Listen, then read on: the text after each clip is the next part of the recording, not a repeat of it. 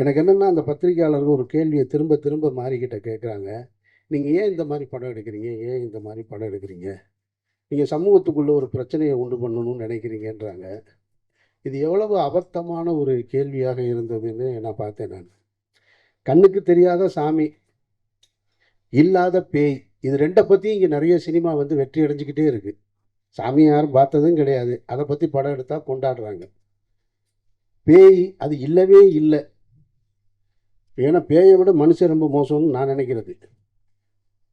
பேய் எந்த பேய்னாலும் எந்த தொந்தரவும் கிடையாது. ஏன்னா பேய் பார்த்தீங்கன்னாங்க அதுவே ரொம்ப பயந்தது தான். ஏன்னா அது பகலில் வரவே வராது. நீங்கள் எந்த திரைப்படத்துலையும் பகலில் அது இரவில் மட்டும்தான் வரும்.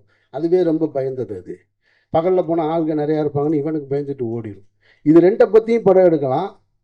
ஆனால் கண்ணுக்கு தெரிஞ்சிருக்கக்கூடிய சாதி, அது ஏற்படுத்துகிற தீமைகள், அதனால் ஏற்பட்ட வலிகள், கொடுமைகளை ஒருத்தன் படம் எடுக்கக்கூடாதுன்ற கேள்வியை முன்வைக்கும் போது தான் எனக்கு ரொம்ப அபத்தமாக. அவர் ஒரு படம் எடுக்கிறார், அவர் ஒரு கருத்தை சொல்கிறார். அந்த கருத்துக்கு உங்ககிட்ட எதிர்கருத்து இருந்தால் நீங்களும் சொல்லுங்கள். எடுக்கக்கூடாது, ஏன் எடுக்கிறீங்கன்ற கேள்வி ரொம்ப ஆபத்தானதாக நான் பார்க்குறேன்.